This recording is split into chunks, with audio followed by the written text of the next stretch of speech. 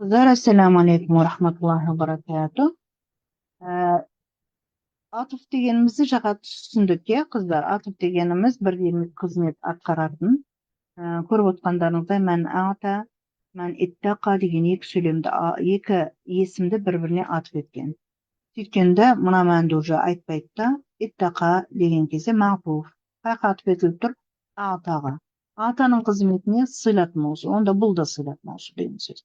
Сондықтан берген кісі, Аллахтан қорыққан кісіге келетін болсақ деп ары қарай жалғасады. Атыфты түсіндіңіздер ме қыздар? Мына жердегі иттақамыз атып. واتقى فعل ماض والفاعل مستتر جسرا تقديره هو тағы да мәнға қайтады. وجملة اتقى дегеніміз معطوفة атып етілген على أعطى. Яғни иттақамыз ағтаға атып етілді деген сөз. Бұл да негізінде сыйлат маусул, бірақ арабшада біраз сыйлат маусул демейді, атып етілген нәрселердің бәрін мағтуф деп кете береді әдетте. Бұл түсінікті ме қыздар? Бұл аят уә деп жалғасып жатыр аят, келесі аят саддақа бил хусна. Жаңағы мәніміз, баста тұрған мәніміз мұптада деген болатын бізде. Әлі хабар келген жоқ. Қарасаңыздар, мән ағта уәттақа дегеннен кейін келесі аят келіп тұр, қараңыздар. Келесі аятымыз уә саддақа бил хусна. Бұл жерде де бір уә бар, көріп тұрсыздар. Бұл уә не?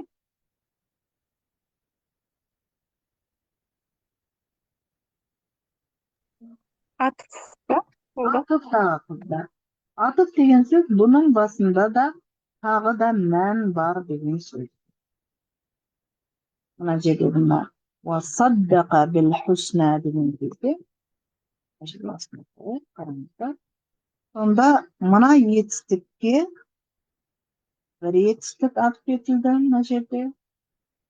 Екінші етістік келесі аяттағы тоже осы ата етістігіне атып етілді деген сөз. Бұның бәрінің басында мән бар деп айтылады. Мән бар деген сөз. Жақсылықты дұрыс деп білсе депті, қараңыздар. Тұрып тұр екен, кім білетін болса, білген кісіге келетін болсақ қой негізі. Мына жерде білсе деп шартқа айландырып жіберіпті, былай қараған кезде. Аударма дәл бұл емес. Міне қыздар, атып деген сөз, мынамен бірге қызмет атқарады деген сөз. Саддақа етістігі кәззабаға антоним ретінде келеді. Кәззаба өтірікке шығару болатын болса, саддақа растады, екінші бапта келіп тұр. Негізі садақа ясдуқу дұрыс айту бір нәрсені, шыншыл болу дегенді білдірсе, саддақа бір нәрсені дұрыс деп табу, дұрыс деп санау дегенді білдіреді. Саддақа саддық, саддық бұйрықай, тасдиқ растау, мусаддақ деп исм фаил, исм мәф'улдері жасалады. Хусна деген сөзімізге келетін болсақ, әхсану деген исму тафдил, негізінде хасанун деген сыфа мүшәббаһа бар. Сыфа мүшәббаһа деген сын есім ғой. Муаннасы хасанатун, жақсы, әдемі дегенді білдіреді. Қараңыздар. Осыдан әф'алу деген үлгіде исму тафдилді сылады ғой, әф'алу. Муаннасы болса формула, бұлар формула қыздар. Фу'ла, әф'алу фу'ла. Сонда әхсану ертегі үшін, хуснада әйел тегі үшін келеді. Жақсылықты деп бұл жерде тікелей аударған екен. Жақсы болған, ең жақсы болған нәрселерді растаған кісіге келетін болсақ деп ары қарай жалғасады деген сөз. Ирабына келетін болсақ, уасаддақа уау атифа, саддақа фа'ил мадин мәбни алал фат, соңында фатхасы бар. Уәл-фа'ил мустатир жасырын, тақдируху хуа, яғни бағанағы мәнға тағы қайтады. وجملة وصدق معطوف على أعطى бағанағы бірінші ағтаға атып етіліп тұр. بالحسنى حرف جر اسم مجرور جر ومجرور متعلقان بالصدق етістігімен. Негізі мына жерде кәсіра болу керек, алайда әлif мақсураға кәсіра қойылмайды. Қойылмады деген сөз, мына жерге дәл i'раб жаса дейтін болсаңыздар, би харфу жар Әл-Хусна исмун мәжрурун бил кәсра, алайда көрінбейтін болғандықтан المقدرة على الألف بالقرار.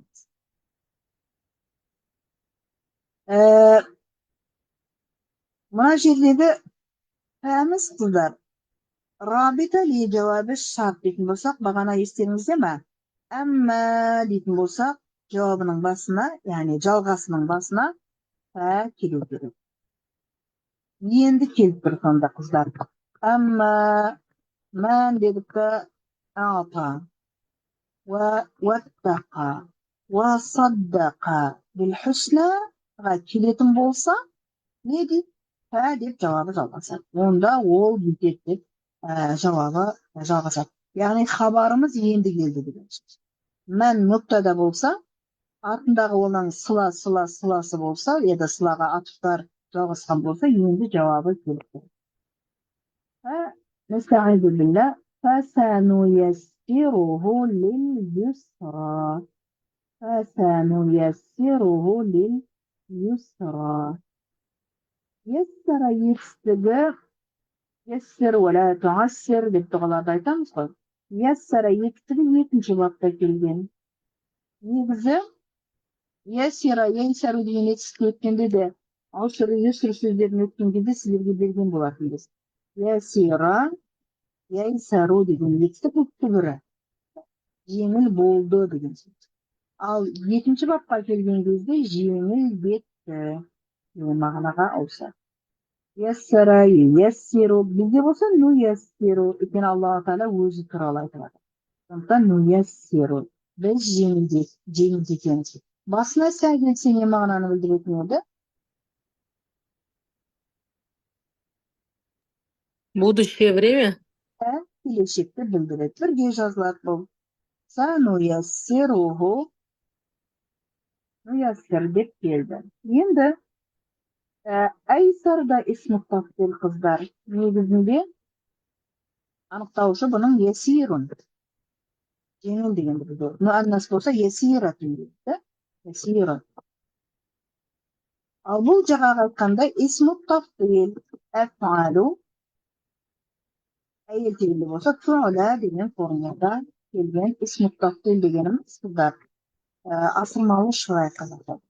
Есімнің асырмалы шырайы. Өте деген мағынаны білдіреді. Исмі тафдил. Айсару екілі. Оны ең жеңілге қарай, мысалы қараңыз, сонда оның жолын оңайластырамыз депті да, негізі ең жеңілге қарай жолын еңдетеміз. Оның жолын біз ең жеңілге қарай жеңілдетеміз. Қараңыздар, нұсқада бағана айттық, мән деп келген әмеміз біздің нұсқада дедік. Вообще өзі сөйлеміміз сонда мынандай сөйлем ғой. Мансаддақа. Кім-де-кім, мән ағата, кім-де-кім Аллах жолында беретін болса, онда не істейміз? Ну яссир, Аллах Тағала айтады. Ну яссир, біз жеңілдетеміз. Кімге? Оған. Яғни мына кісіге мән. Жолын жеңілдетеміз ол кісіге. Қай жаққа қарай? Ең жеңіл нәрсеге қарай. Сонда біз оның жолын өте жеңілдетеміз деп аударсақ та бұл жерде болады. Енді осы сөйлемге алғанда қыздар,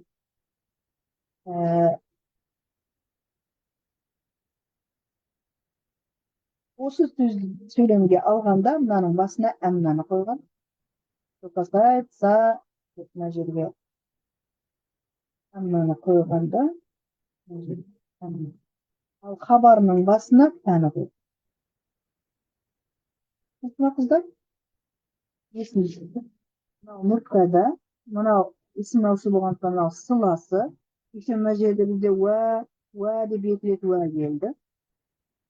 Сируы ол кісіні берген, Аллахтан қорыққан, және де ең жақсы нәрсені растаған кісіге келетін болсақ, біз оны ең жеңіл болған нәрсеге қарай жөнелтеміз дейді. Жолын жеңілдетеміз, жеңіл болған нәрсеге қарай деген мағынада келген. Тамыз рабита қосатын сөз деген сөз. Ли жауабы шарт жауабын. Әссин харфы тәсуир, келешекті білдіретін сөз. Әріп Нуяссируху деген кезде нуяссир деген етістік плюс ту мәфғул деп жатыр. Етістікке қосылатын мынандай замирлер ол мәфғулдар. المضارع مرفوع ضمة صفر وعلامة الرفع الضمة الفاعل مستتر ترلي ضمير تقديره نحن يتكمل سيتكون بصفة الضمير هو موجود في قناة الدرس الها دي مش في محل نصب مفعول به ضمور مذكر جميل لليسرى حرف جار بلس نيغو قزار сонда негізінде мынау ли бар حرف جار бар плюсты اليسرى ғой алайда басына حرف جار ли келгенде мына әліп түсіп қалады дегенде لليسرى дейді جار ومجرور متعلقان بميسر يسرين байланысты وجملة فسنيسره في محل رفع خبر хабардың рәфә мәхәлінде тұр өйткені хабар әдетте мәрфу болу керек оның орнында тұрған сөйлем болғандықтан тағы да мәхәлли иғраб жасайды түсіндіргеніміз ғой мынау мән мубтада нуяссир хабары бұл сөйлем хабар сөйлем деп танылады бұл түсінікті ма қыздар мына аят дәл осы формада келесі аят келген екен нәстәғизу билла Түсінікті ұстаз. мынау да дәл Түсінікті. мынау да сондай формулада келген екен қараңыздар нәстәғизу билла وأما من بخل واستغنى ары қарай пәсі бар ма деп қарауымыз керек وكذب بالحسنى қарасаңыздар жаңағы аяттардың антонимі болған етістіктермен келген саддақаның орнына кәззаба келген саддақа بالحسنى деп келсе бұл жерде кәззаба بالحسنى болып келеді я да мына жерде мән аъта десек аътаның орнына бәхила сараңдық жасайтын болса сараңдық жасаған кісіге келетін болса мына жерде қараңыздар кім сараңдық істесе деген екен а что касается того кто проявляет жадность қой бұл негізі сараңдық жасаған кісіге келетін болса негізі сөзбе сөз аудармасы ал бұл жерде тікелей шарт қылып аудара салған екен ал енді әлде кім сараңдық істесе елемесе деп жалғастырған екен келейік бәхила етістік бәхала деп те келеді екен қыздар ябхалу харакаттары өзгеше болғандықтан музарисі әмірлері өзгеше келеді мастарлары екеуінің өзгеше біреуі бахлун біреуі бухлун бұдан анықтауыш жасалады сын есім анықтауыш емес сын есім сыфа мүшәббәһа бәхил яда бәхил сараң деген білдіреді сараңдық жасады истағна оныншы бап қыздар негізі ғания яғна деген яда ғания яғна деген етістіктен 10-шы бап жасалған ғой истафала деген бапта ғания бай болды болатын болса истағна бай болуды қалады деумен қатар